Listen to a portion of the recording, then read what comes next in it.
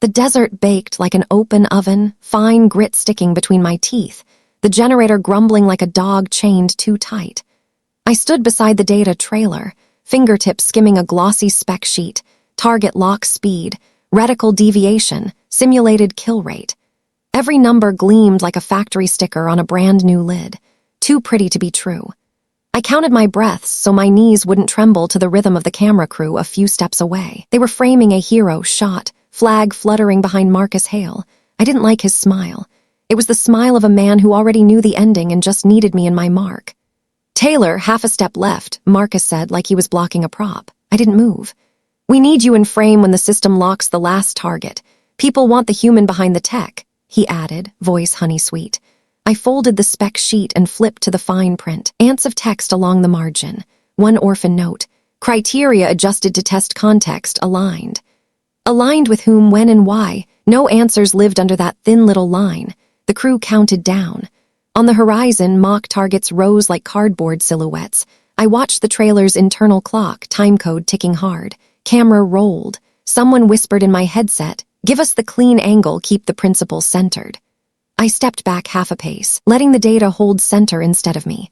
Marcus moved in, his hand cold and dry on my forearm, and tugged me into the shot. The motion looked polite, like guidance, but my wrist torqued at an angle wrists don't. Heat shot along the bone, sharp as a pin in marrow. I hissed, "Let go." He chuckled. "Relax, half a second."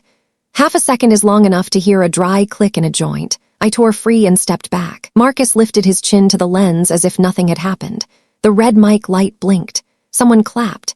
Inside the trailer, the effectiveness curve leapt past the threshold like a rocket catching a tailwind. "Beautiful," a voice crowed. I shifted weight to my right hand, snapped the spec screen, and captured the timecode. Sweat dampened my glove, the left wrist burned. My phone buzzed in my pocket. The sender's name cut thin as a blade. "Mom, don't be dramatic. You're holding up the program." "Program?" I thought, like she meant a stage play. My assigned role, silence on cue and a smile when the director wants it. Instead of replying, I opened my notes app and typed fast. Forearm pulled, wrist twisted inward, hot pain, time matches timecode 00.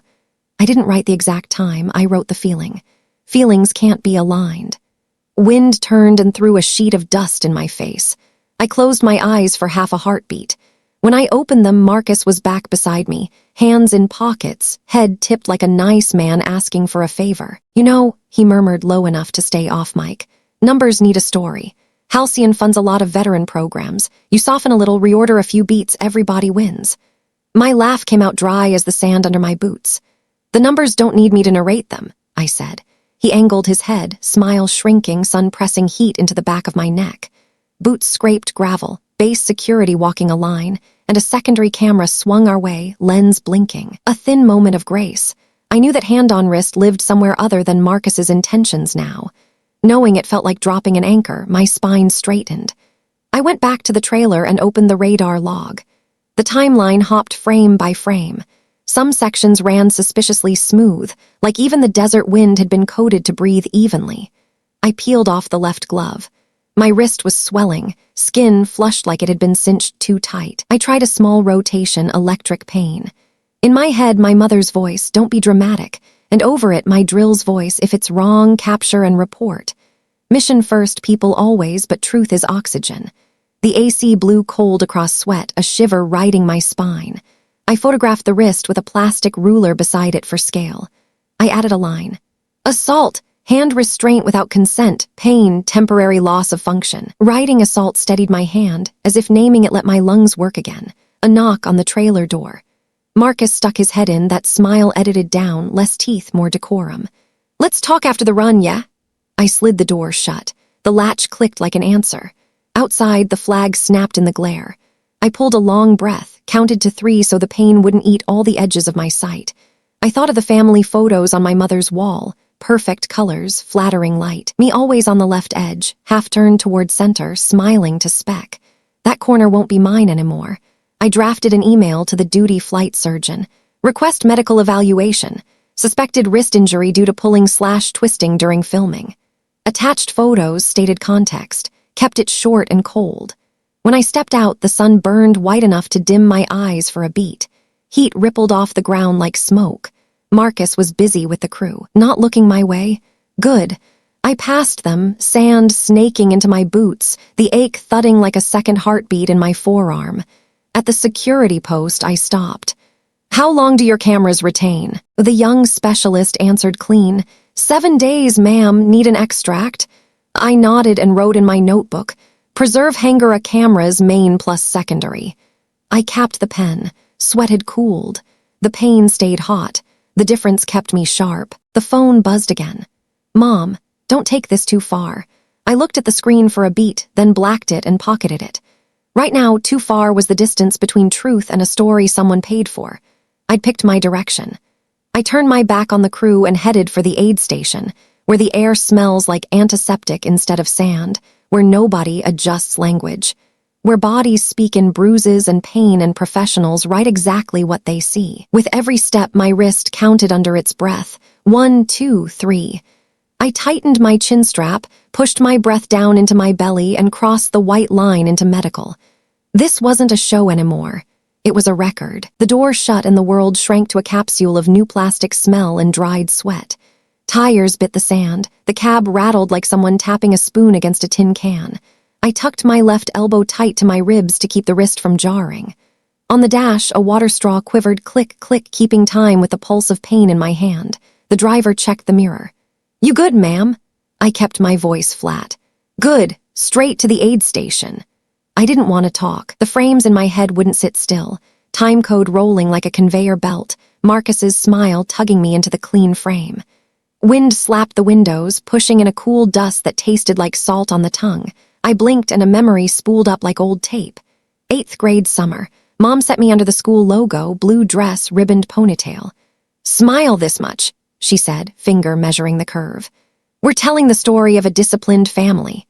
The photographer clicked. Mom tilted her head, checked the screen, nudged me half a step, dropped my left shoulder a touch. Back then, I thought everyone got edited like that.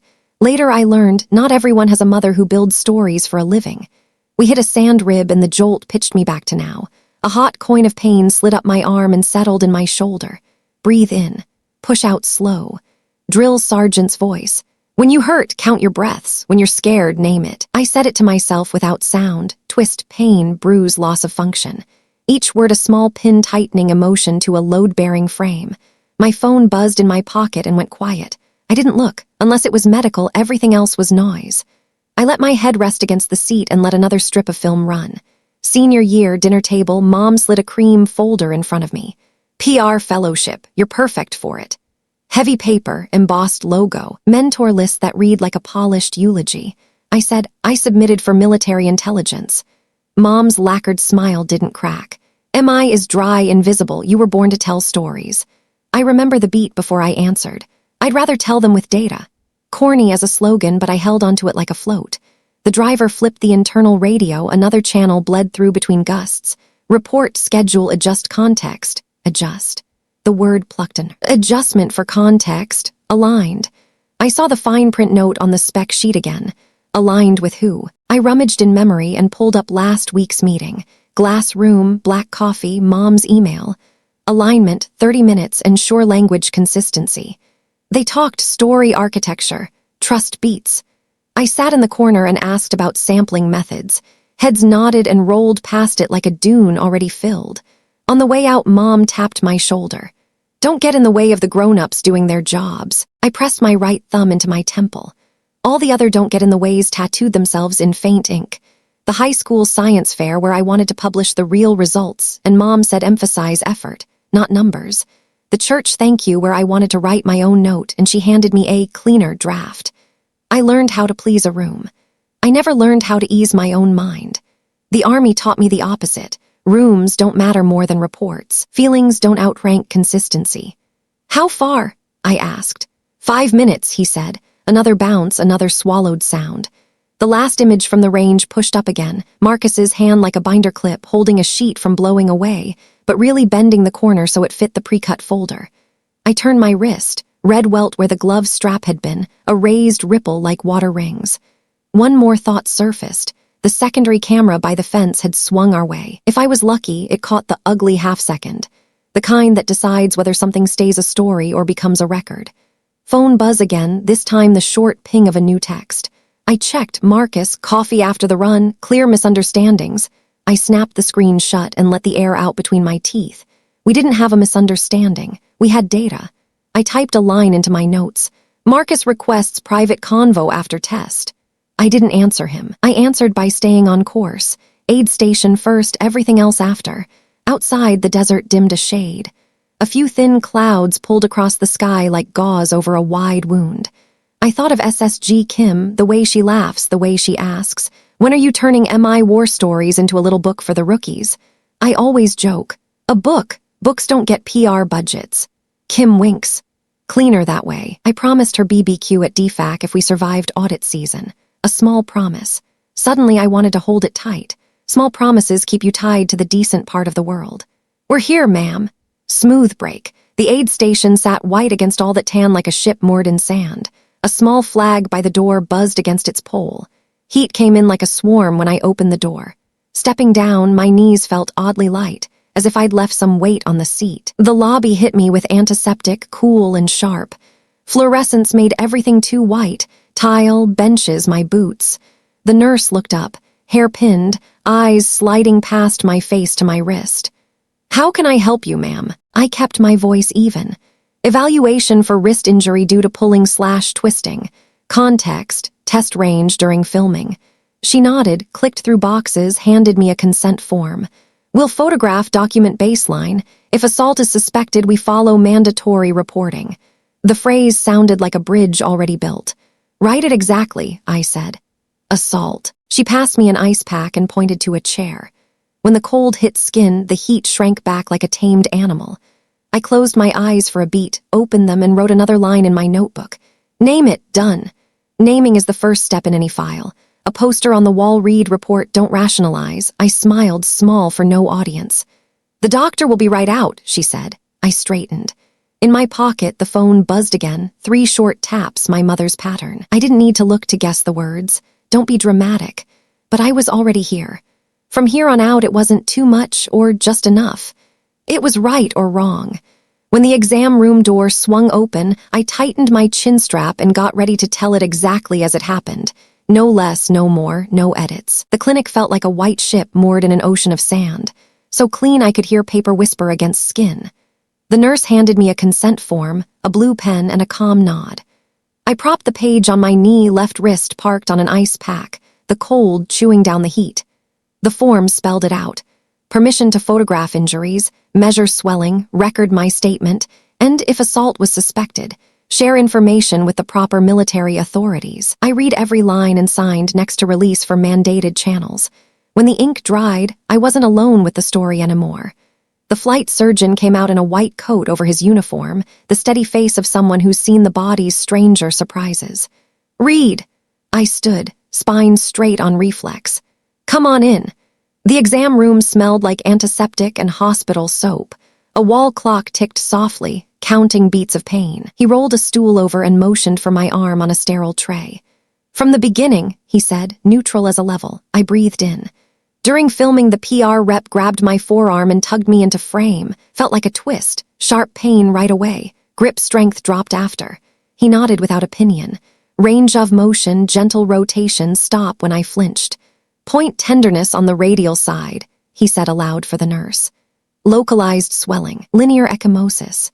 He measured circumference before and after icing, then tested grip with a dynamometer. I squeezed, the needle crept like it hated the job. "Reduced grip strength," he dictated. He pointed to a camera rig with built-in metadata. "Standardized photos, ruler in frame, wide then close." The nurse slid in a gray backdrop, set the scale, popped the flash. Each click sounded like a stake hammered into the timeline. "Context?" he asked, eyes on my wrist. I kept it tight.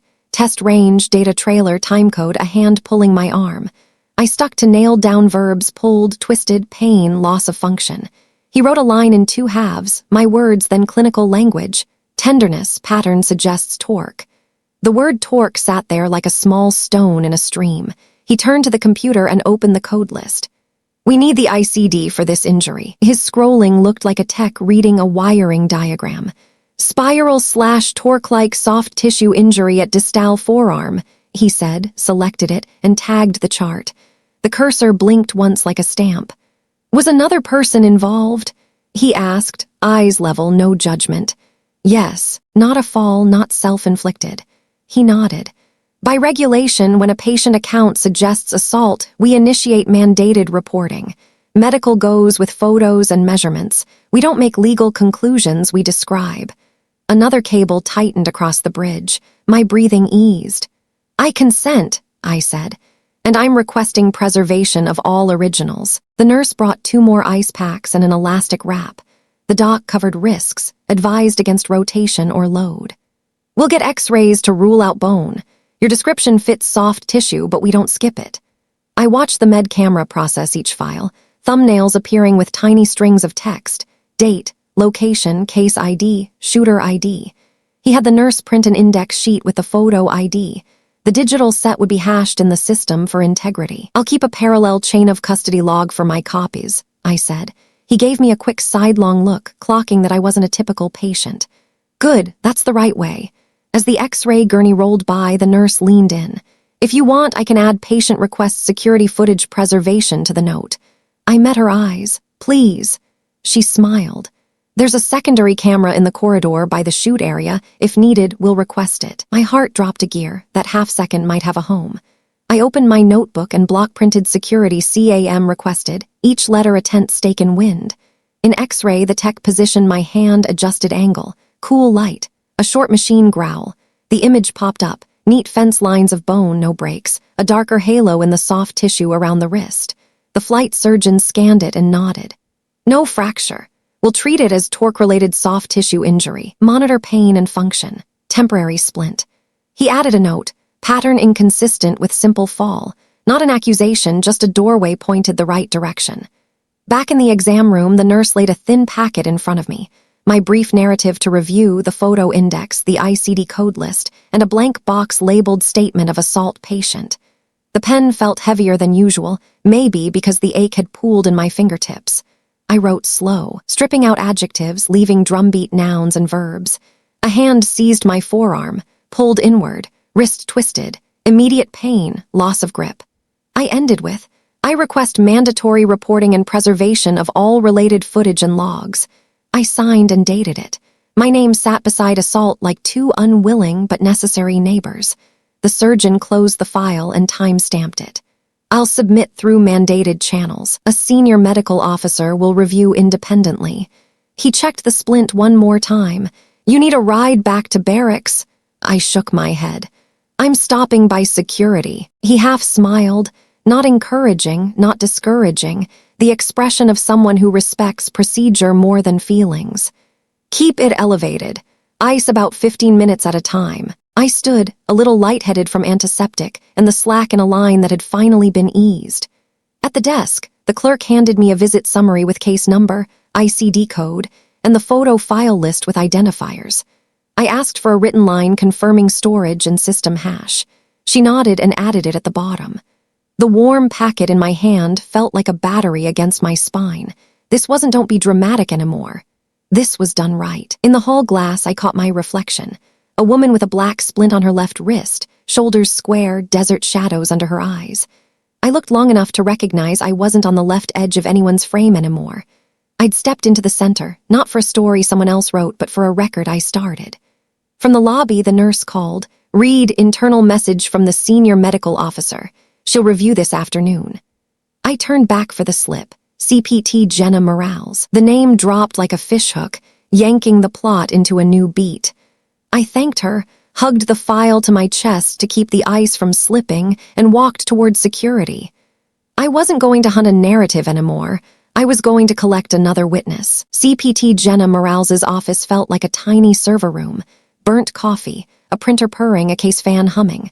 White coat over uniform, hair in a tight bun, eyes like someone who reads truth off vital sign graphs. "Read." She looked at my wrist first, then my face. "Come in. Sit." I put the packet on her desk, standardized injury photos with a ruler, the ICD code, my short narrative, the consent form. My notebook lay beside it, a smear of desert dust on the cover. "Your statement says pulled, twisted pain, loss of function, Morales read even and dry." Photos show linear bruising, reduced range of motion, reduced grip, X-ray negative for fracture. Soft tissue pattern suggests torque. She glanced up.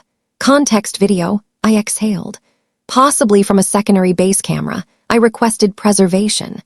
She nodded and spun her monitor. Mandatory reporting initial intake. The cursor hopped through fields like a small convoy. We notify JAG and IG. I'll attach the photos and clinical summary. Note, medical doesn't make legal conclusions. I nodded. Inside, a rope tied my fear to a post labeled procedure.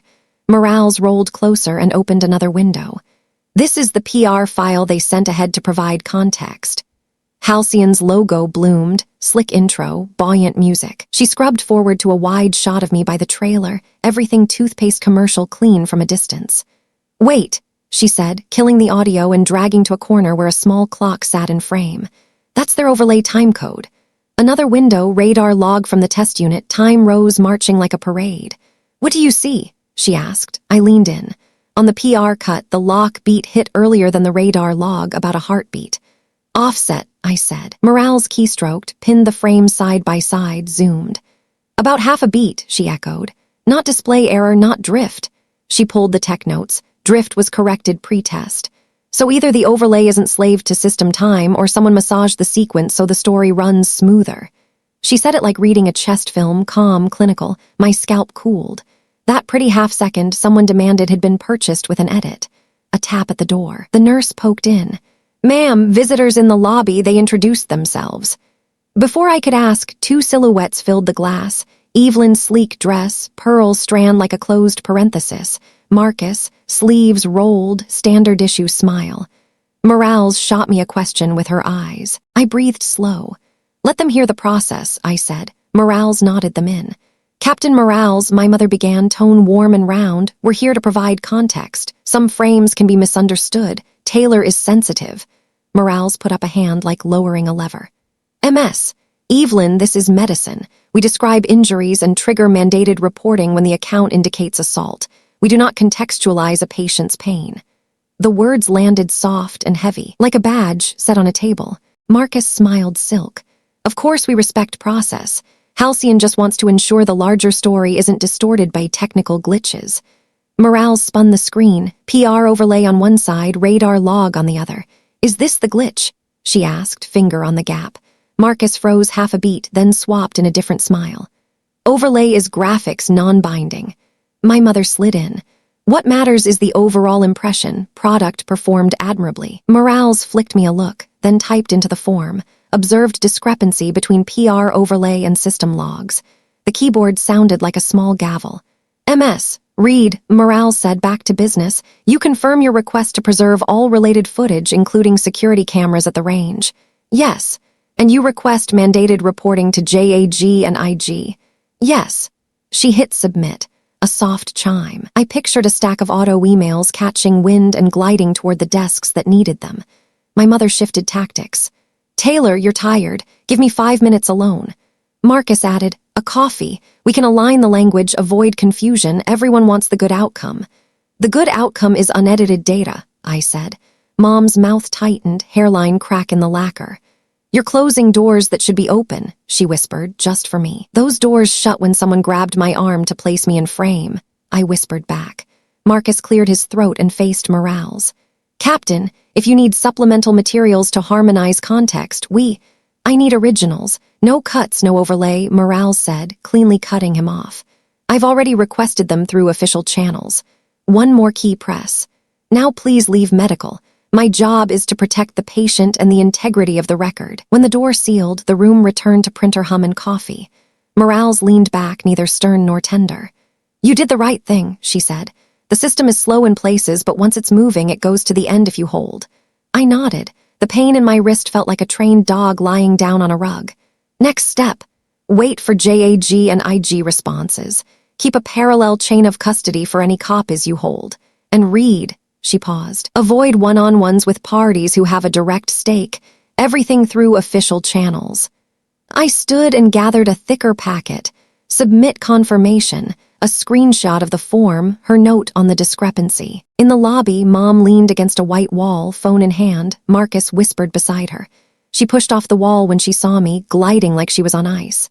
"Have you eaten?" The eternal mother opener. For a blink we were back in kitchen talk as if none of this existed. "Defac," I said. She nodded, lashes dipping. "Come to my place tonight, shower, sleep, we'll talk tomorrow."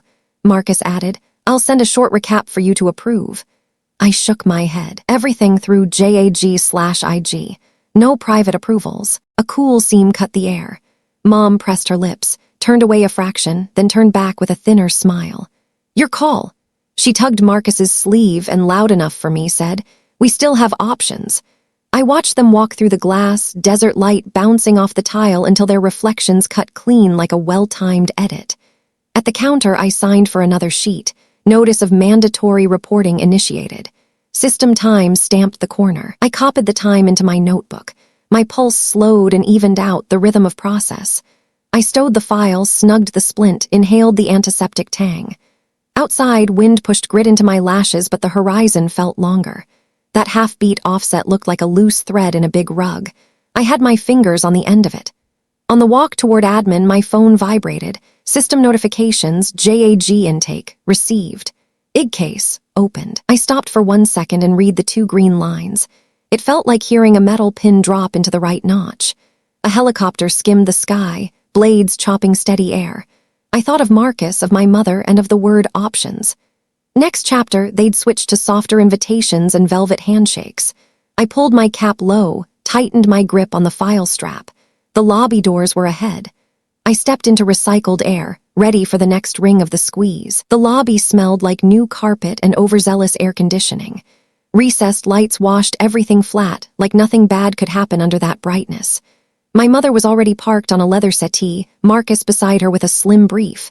I set my file on my lap, kept my left wrist snug in the splint, and sat across from them.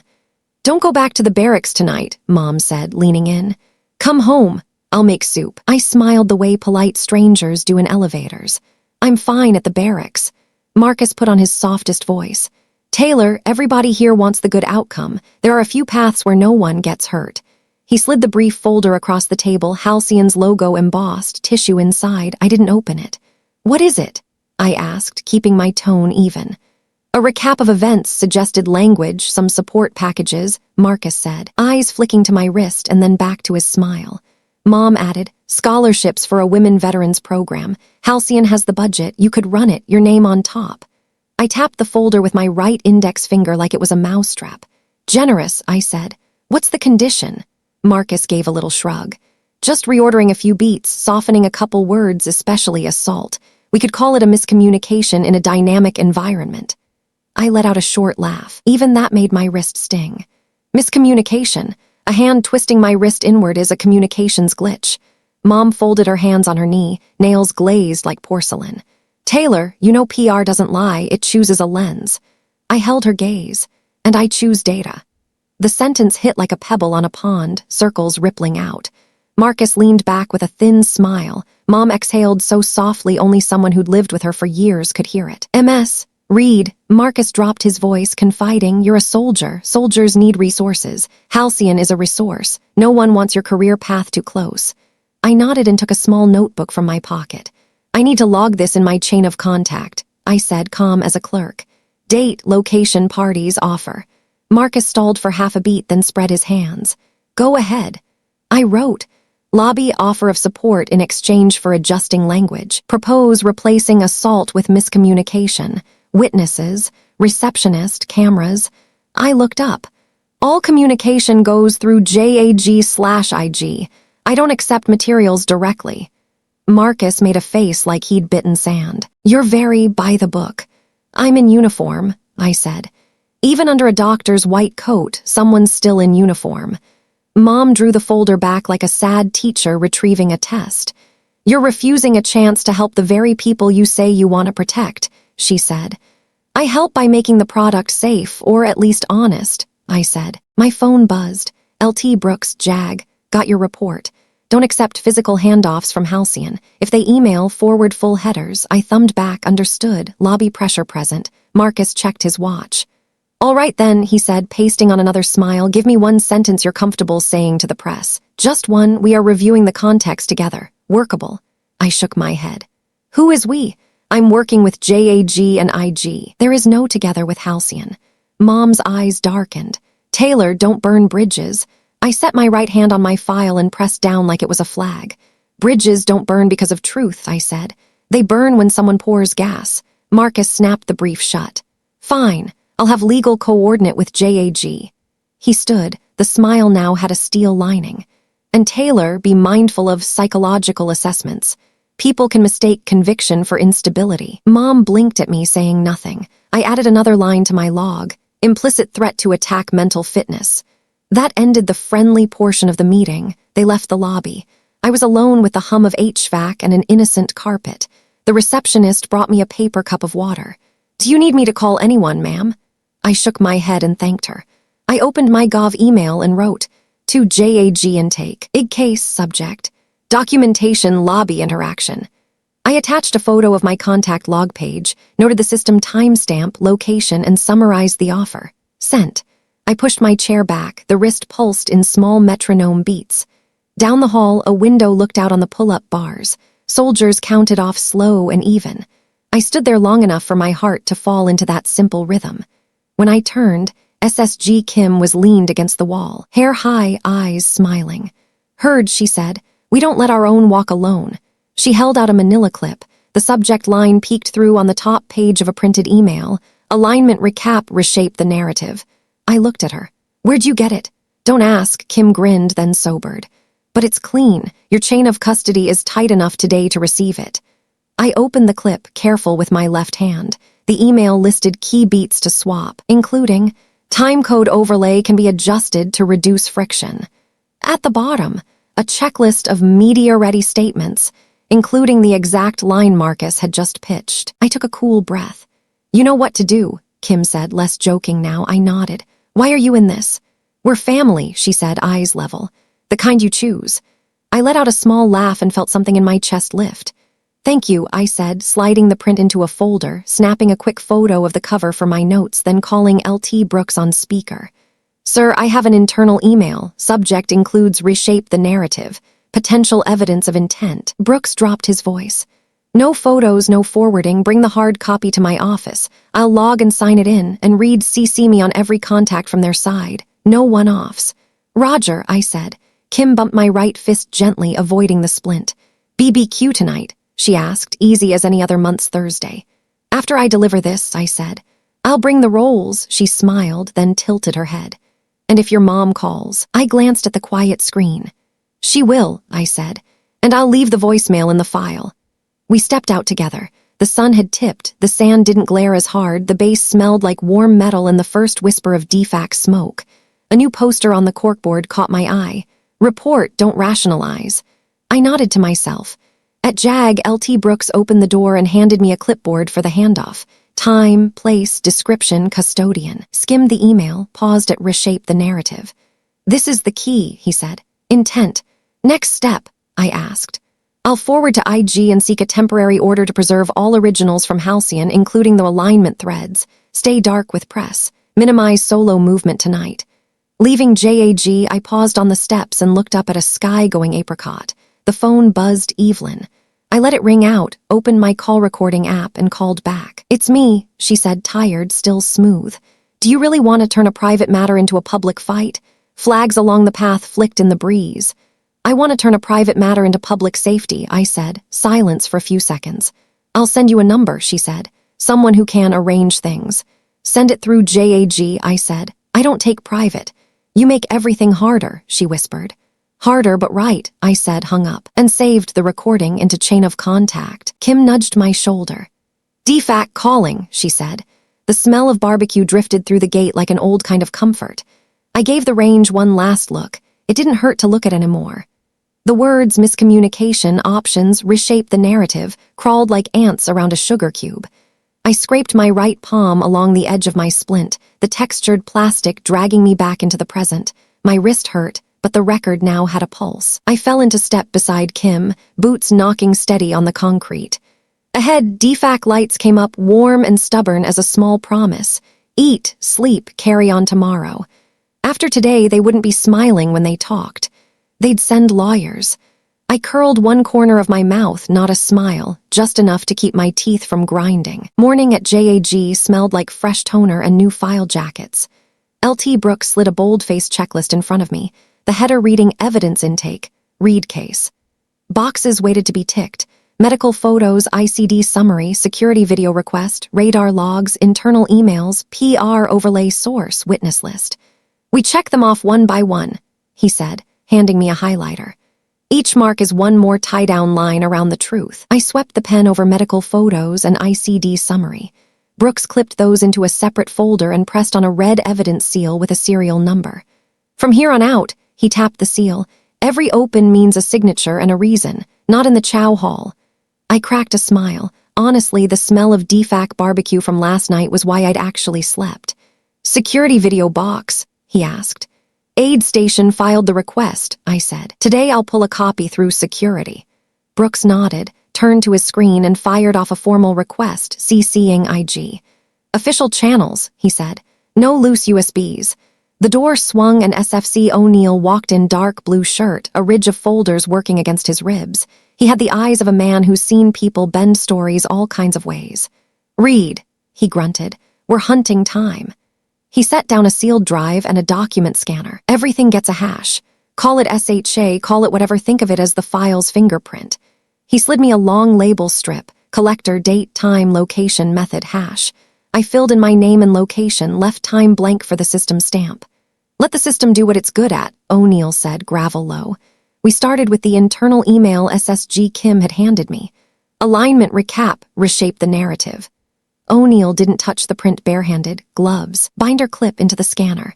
Did you request the source email from their servers? Brooks asked. Waiting on the expanded order, O'Neill said. This print is a lead. The scanner word pages bloomed on screen with metadata who scanned what device when O'Neill generated the hash and printed the string. Read it again, he said. I did, stopping on the line. Timecode overlay can be adjusted to reduce friction. The words sat cold as steel. Brooks tipped his chin. That's intent. Heat drained out of my splinted wrist. The path felt straight.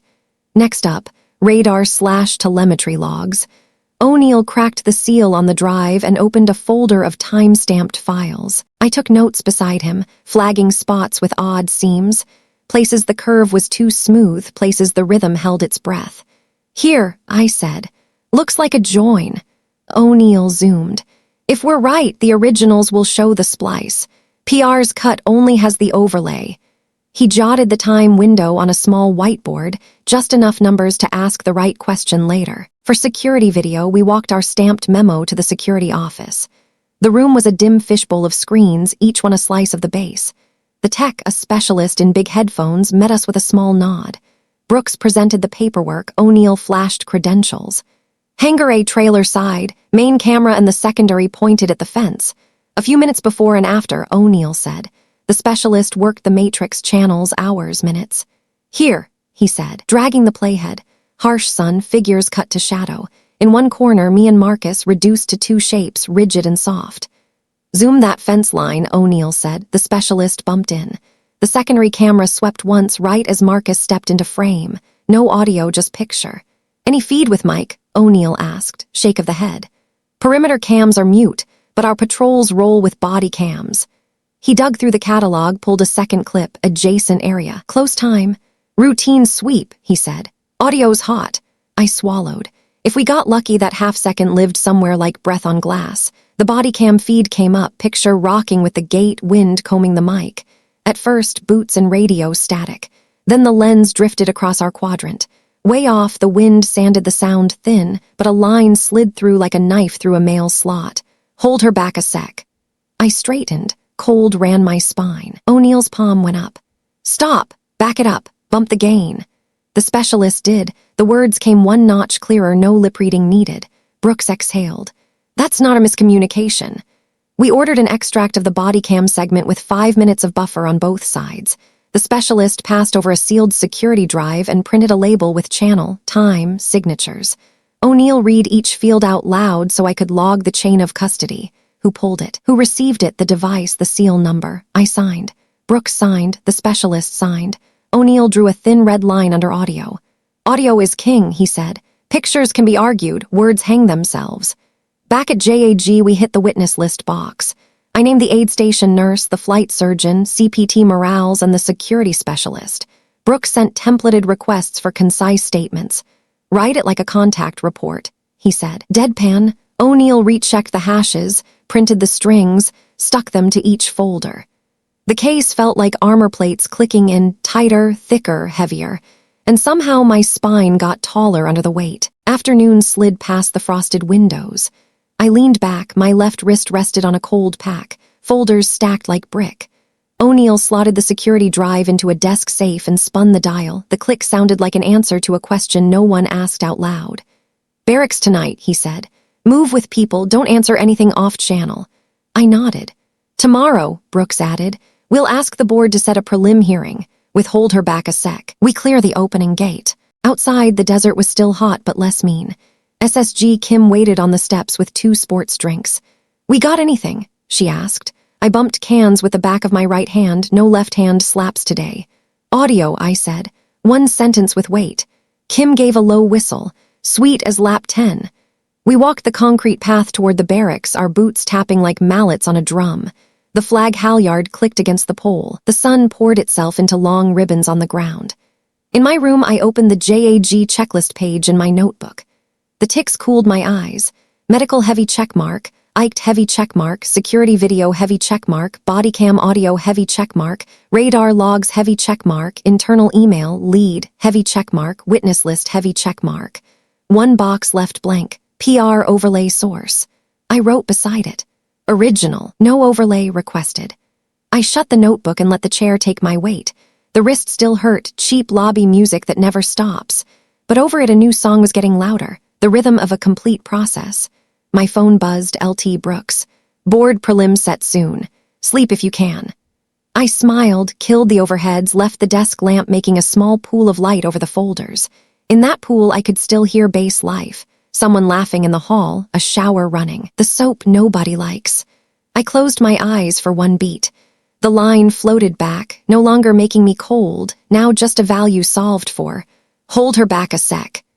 Enough to guide tomorrow, when we'd walk into a wood-paneled room, the red mics on, and let the story stop being theater and start being sworn. The room smelled like varnished wood and stale coffee.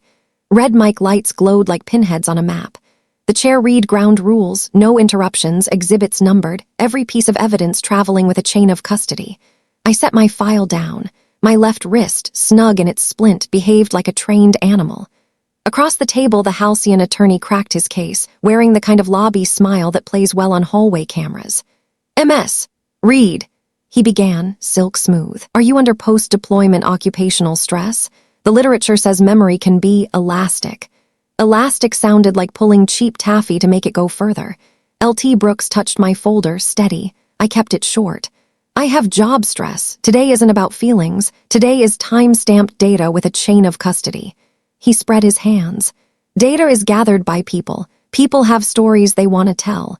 I nodded, which is why this data passed through many hands and many signatures. He shifted angles. You called what happened at the range assault.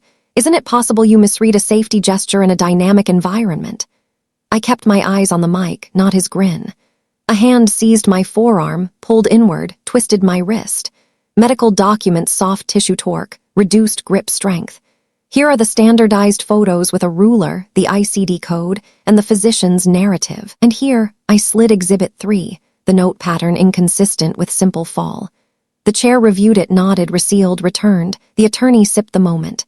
Medicine doesn't convict. CPT morales spoke level. Correct, we describe, and our description is consistent with externally applied torque. He rolled his chair a few inches, changed tempo. Let's talk video. Base cameras don't capture audio. Without sound, how do you infer intent? SFC O'Neill signaled the security specialist. The body cam clip came up. Picture bouncing with a patrolman's stride, wind slicing across the mic. Brooks said, please cue the marked time. The specialist clicked. The room went still enough to hear a pen touch wood. Then it cut through clearer than the first time I heard it. Hold her back a sec. No metaphor, no poetry, just a short command in service of a clean frame. The attorney smirked. Might be hold the cable, hold the door. O'Neill didn't smile. We swept the frame, no cable, no door, one PR rep at MS Reed's side. The chair jotted a note. Chain of custody. O'Neill recited it like inventory. Date, time, extractor, sealed drive, seal number, hash. Every number another nail in the board. My shoulders rose a fraction and the splint felt lighter. He pivoted to the product. You're damaging a program that benefits soldiers over a half-second. Context matters. I looked at him, then at the panel. I agree, context matters. Here's the radar log drift-corrected pretest. Here's the PR video with an overlay timecode. And here, I passed the comparison, CPT Morales's side-by-side. The overlay locks earlier than the log by roughly a beat. If the context is reality, why is the overlay ahead of the system? I left the question on the wood and let it sit. From the gallery came the quietest exhale, my mother's, thin as tissue paper folding. He grabbed for another thread. The internal email you brought, how do we know it isn't edited? It's not the original. Brooks leaned in, which is why we've sought a preservation order and requested originals through official channels. The print is a lead. It contains the exact phrases reshaped. The narrative and timecode overlay can be adjusted to reduce friction. When originals arrive, we'll verify headers, path, sender, recipients. The chair nodded. Pending originals went on the pad. Then he went for blood. MS, Reed, your mother is in this room.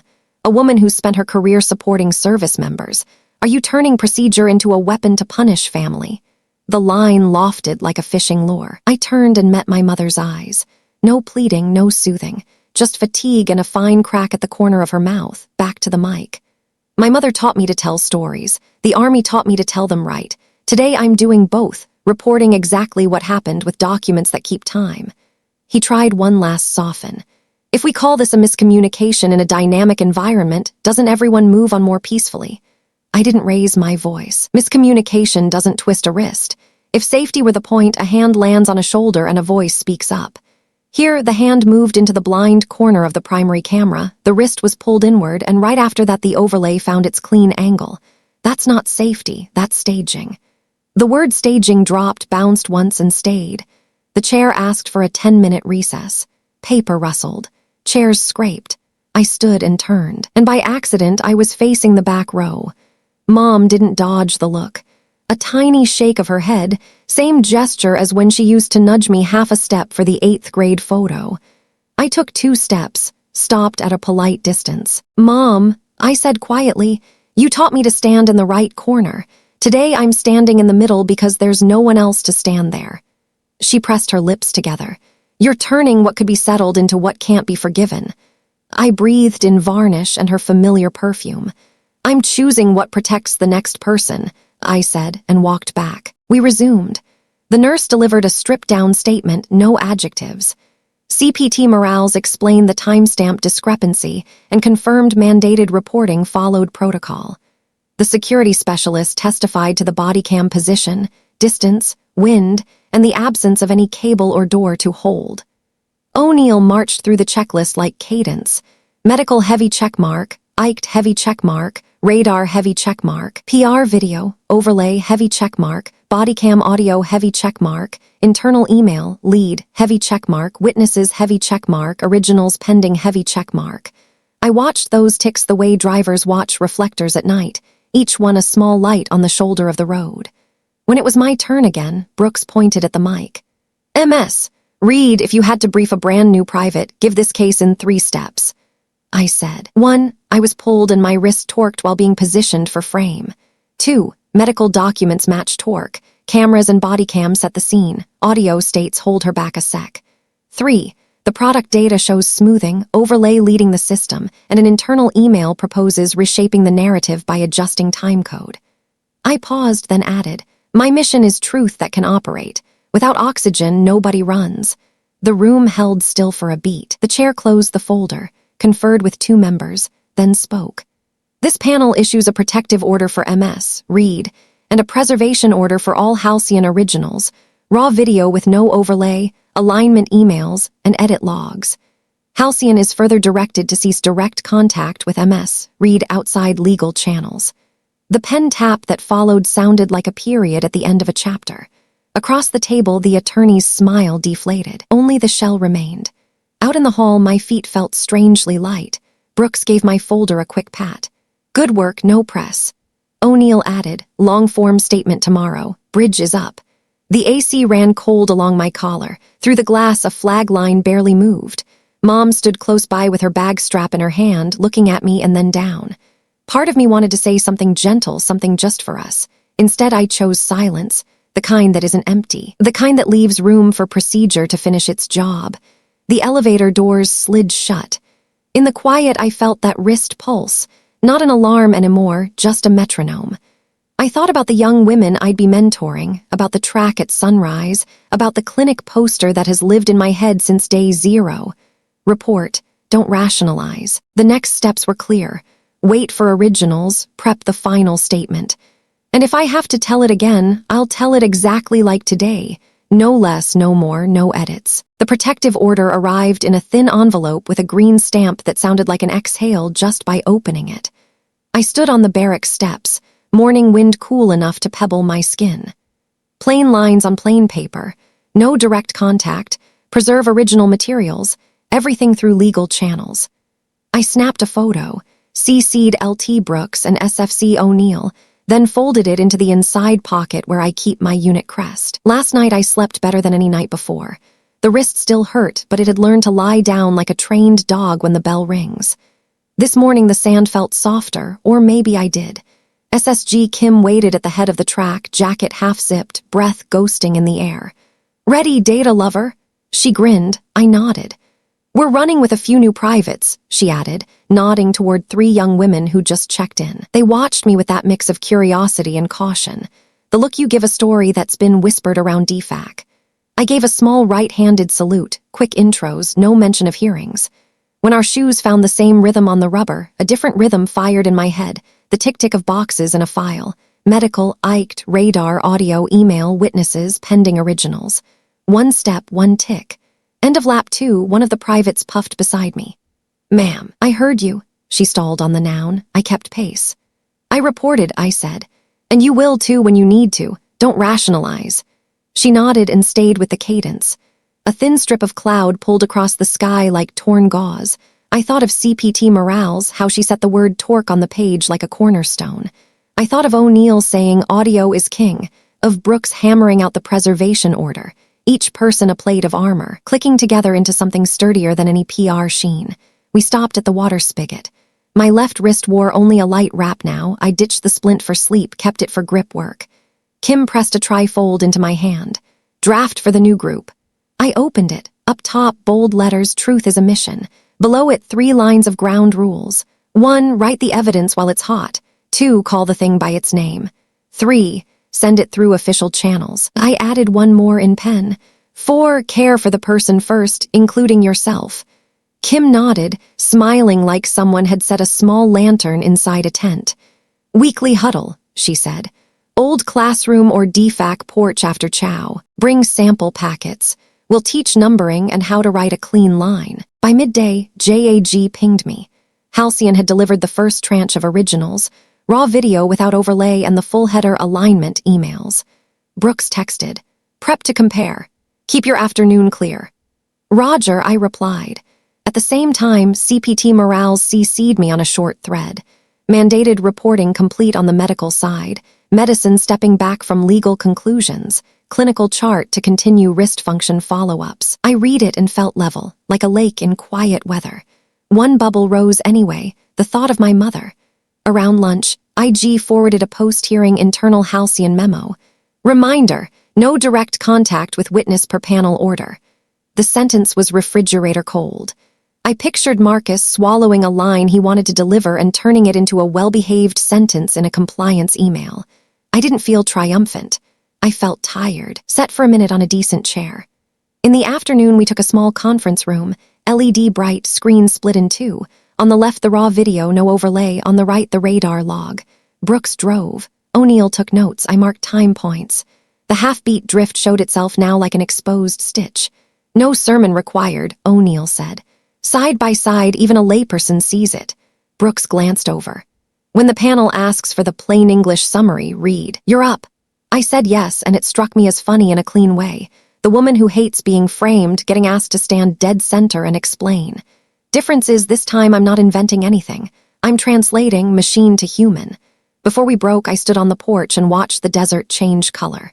My phone screen stayed dark. No call from Mom. Maybe she was busy putting out fires somewhere else. Maybe she was at a window, finger tightening her pearls, trying to find the line she couldn't yet write. I started an email CCing JAG. I'm okay. I hope their product gets safer because of this. If you need to say anything to me, use legal channels. I'm not refusing dialogue, just refusing staging. I stopped and deleted the first sentence. We don't have to prove we're okay to people who chose the camera angle. We just have to prove right to the ones coming behind us. Night fell and SSG Kim pulled me onto the DFAC porch. The smell of barbecue rose like a smoke bath ritual. The rookies sat in a loose circle, plastic trays freckled with ketchup. I talked about something small. When you write, don't let adjectives stand in for evidence. Don't say very painful. Say reduced grip strength, linear bruising, inconsistent with a fall. One of them grinned. Noted. I told them timecode is a camera that doesn't blink and torque marks are a signature left by the wrong hand. Nobody clapped. Didn't need it. The clink of cheap silverware was better than applause. Late, I walked back to the barracks. My window threw a rectangle of gold on the walkway. On the desk, the case file sat tidy, not a threat anymore, just a book half written. I unwound the wrap and rubbed the skin that wasn't red now. In the mirror, a woman looked back. No glow, no collapse, just clarity. I killed the lights and let the room shrink to the hum of AC and far off the halyard tapping the pole. I thought about tomorrow, more laps at dawn, more time points matched in the afternoon. I thought about some day later, when one of these rookies meets her own, pretty half-second. I hope she remembers truth doesn't need the right corner of the frame. It just needs someone to stand on its side. On the desk, my notebook lay open to the page where I'd written our group name. Truth is a mission. Under it, I set my pen and added one last line, a note to self. Family can come from blood or from counting the seconds together. I closed the book. Outside, the desert kept whispering its sand story. And me, finally, I'd learned how to tell a story without edits.